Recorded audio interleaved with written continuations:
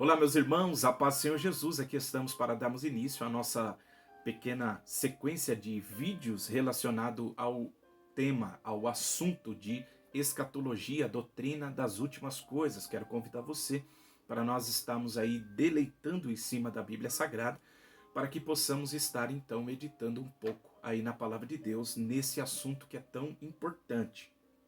Entendemos que não estamos aqui, né, para definir esse assunto, dar uma martelada aqui, porque sabemos o quão complexo é este assunto e as diversas escolas de interpretação. Então nós temos algumas divergências relacionadas a algumas visões sobre esse assunto. Nós iremos então seguir aqui a visão dispensacionalista e eu quero convidar você ao longo dos vídeos que formos fazendo, nós vamos explicar, né, o que essa escola aí futurista ela defende e falaremos um pouquinho das outras escolas. Respeitamos as visões de cada uma delas e, como eu já disse, não estamos aqui para definir, mas seguimos aí essa, pois achamos ela ser mais clara, bíblica, né, aonde nós conseguimos então compreender todos esse desenrolar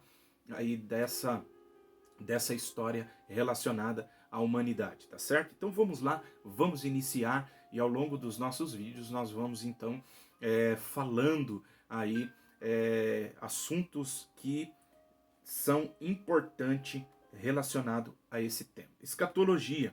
Escatologia bíblica é o estudo dos eventos que estão para acontecer segundo as Escrituras. Então, a escatologia é uma disciplina que estuda, né, os acontecimentos do fim, as coisas que estão relacionadas àquilo que está para acontecer, as profecias, né, relacionada ao futuro.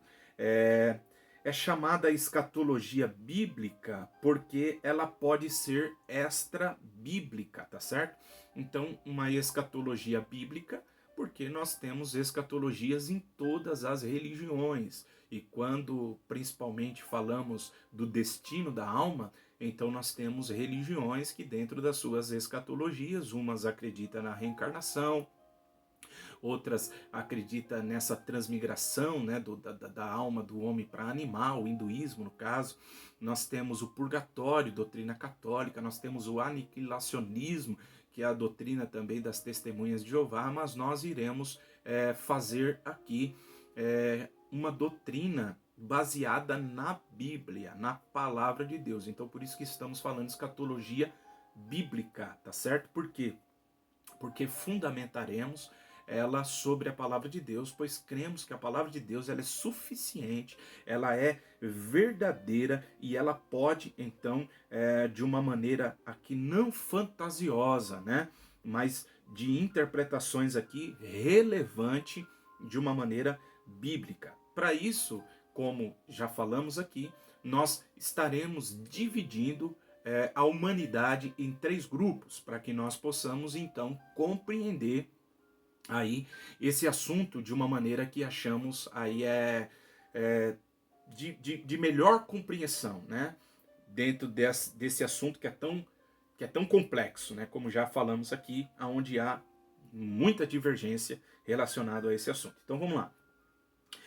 Um assunto de escatologia exige que o estudante considere primordialmente a divisão dispensacional da humanidade em três grupos. Então, vamos olhar para a Bíblia e vamos aqui dividir como a Bíblia faz essa distinção desses três grupos.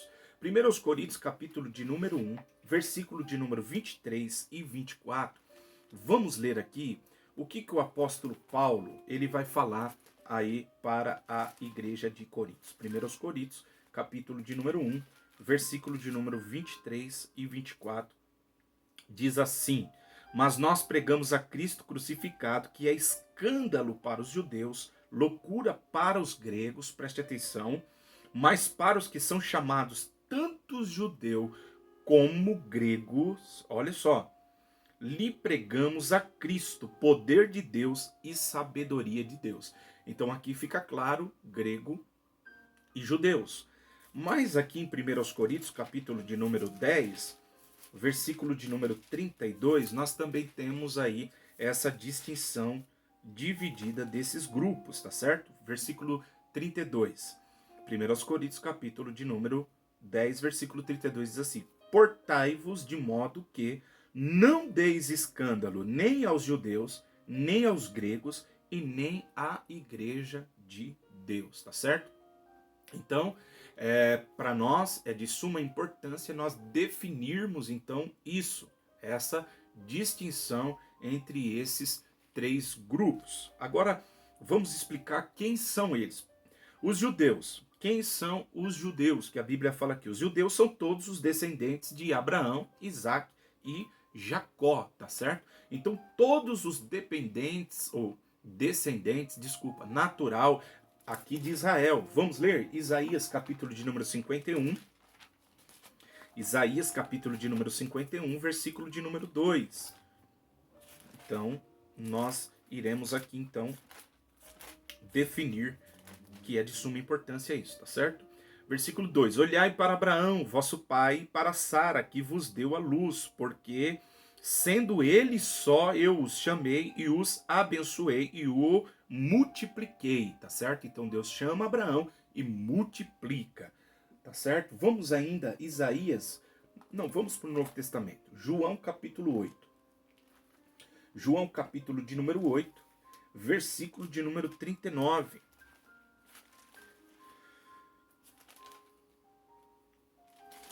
Diz assim: responderam e disseram-lhe, nosso pai é Abraão. Jesus disse-lhe, se sois filhos de Abraão, fareis as obras de Abraão. Então, nós veremos que os judeus são os descendentes de Abraão, de Isaac e de Jacó. Eles também são chamados de hebreus, segundo aos Coríntios, capítulo de número 11, versículo 22. Segundo aos Coríntios, capítulo de número 11, versículo de número 22.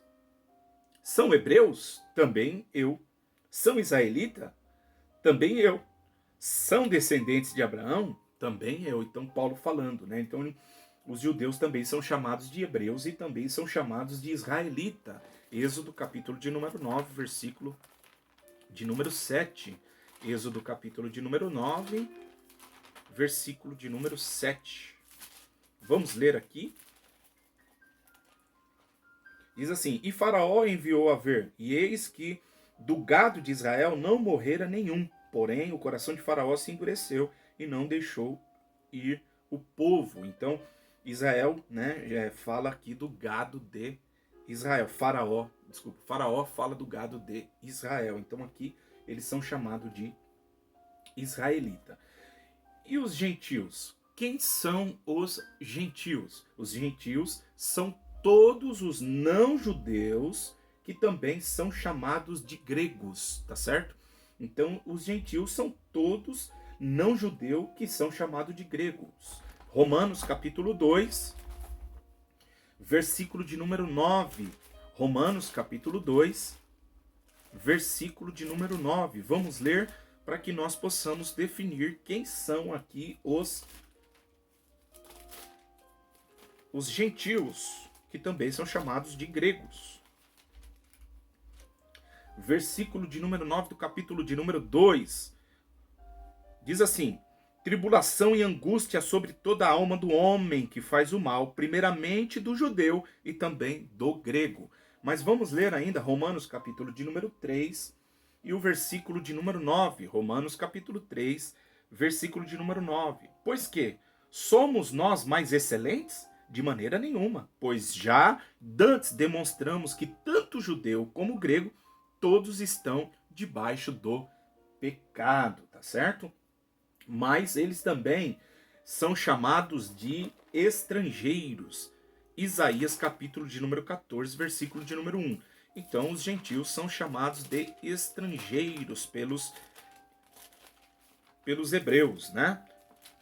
Isaías capítulo 14, versículo de número 1. Porque o Senhor compadecerá de Jacó e ainda elegerá a Israel, e porá na sua própria terra, ajuntar-se-ão com ele os estranhos, né? E se chegarão à casa de Jacó. Então eles são chamados aqui de estranhos ou estrangeiros, tá certo? Isaías ainda 60, versículo de número 10 também. Nós estamos tentando aqui mostrar para vocês essa divisão desses três grupos. Versículo 10. E os filhos de Israel e os filhos dos estrangeiros edificarão os teus muros, e os reis te servirão, porque no meu furor te feri, mas na minha benignidade tive misericórdia de ti. Então, falando dos estrangeiros, tá certo? E agora, quem é a igreja de Deus? Quem são aí a igreja? A igreja são todos os judeus e gentios convertidos a Cristo. Olha que importante entender isso. Quem é a igreja? A igreja é todos aqueles que se convertem a Cristo, tanto judeus como grego. Deus faz um só povo. Em Cristo não há judeu e não há grego, mas é a igreja de Deus. Então, preste atenção, porque às vezes a gente vê algumas pessoas falar que a igreja é o Israel de Deus, ou que nós somos o Israel de Deus. É o contrário.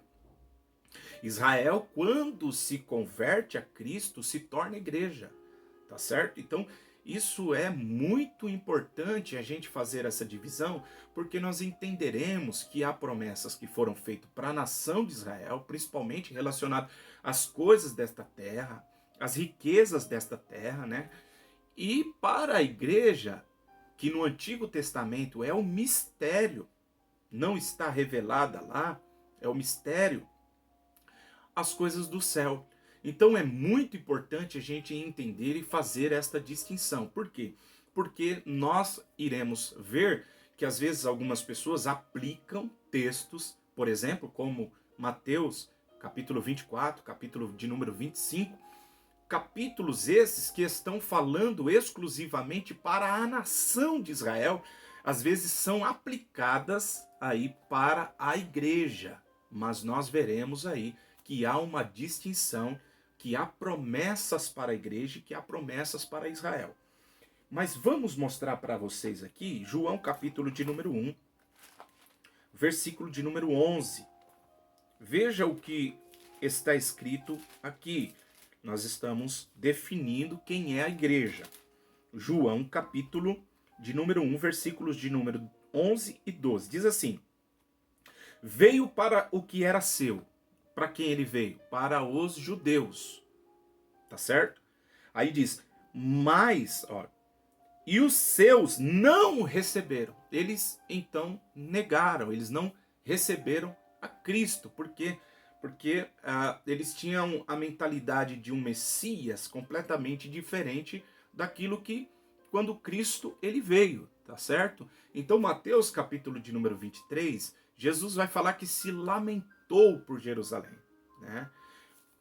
Porque ele tinha o desejo de trazer toda a nação para debaixo das tuas asas, assim como uma galinha faz com seus pintinhos. Só que eles negaram. E aí o versículo de número 2 diz assim, mas a todos quanto recebeu, deu-lhe o poder de serem feitos filhos de Deus, aos quais creram no seu nome. Então, nós nos tornamos, então, igreja, a partir do momento que nós cremos em Cristo, filhos de Deus. Nos tornamos filhos de Deus, tá certo? Então, preste bem atenção, porque a igreja vai ser inaugurada aqui no capítulo de número 2 do livro de Atos dos Apóstolos. Mas antes, vamos ler Efésios capítulo 5, depois a gente lê Atos. Efésios capítulo de número 5, versículo de número 25. Efésios capítulo 5, versículo de número 25. Diz assim, vós maridos, amai vossa mulher, como também Cristo amou a igreja e a si mesmo se entregou por ela, né? Então, preste bem atenção que aqui fala da igreja, assim como Cristo amou a igreja.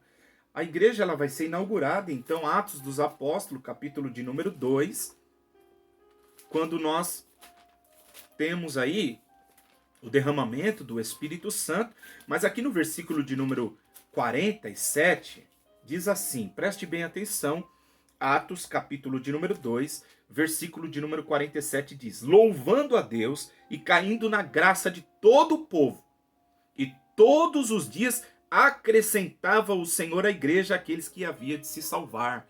Então aqui falando da igreja, então aqui dá início à igreja de Jesus, tá certo? Né? Quando a igreja então ela é aí inaugurada. Mas Atos dos Apóstolos, capítulo 15, versículo 14, no concílio aqui que nós temos, versículo de número 14, diz assim, Simão relatou como, primeiramente, Deus visitou os gentios para tomar deles um povo para o seu nome. Então, preste bem atenção que é de extrema importância nós estamos fazendo essa divisão aí desses três grupos. Israel, os hebreus ou judeus, os gentios, que são todos aqueles que não são judeus, e a igreja de Deus, que são todos aqueles que confessam a Cristo como único e suficiente Salvador, são aqueles que o recebem, são aqueles que creem no Senhor. Então eles passam a ser aí a igreja de Cristo. Então é importante nós fazermos aqui essa distinção, porque nós veremos que há uma promessa para cada um desses grupos, tá certo? Então nós vamos dar continuidade no vídeo, no próximo vídeo, mostrando aí a importância de entender isso, essa divisão. Por quê? Porque nós não iremos então fazer a aplicação de textos que estão relacionados a Israel, colocando a igreja como sendo Israel. Nós iremos ver que Deus tem uma promessa para a igreja, que é a promessa de cima. E para Israel, Deus tem a promessa de baixo, da terra de baixo. E essas promessas, elas vão se cumprir.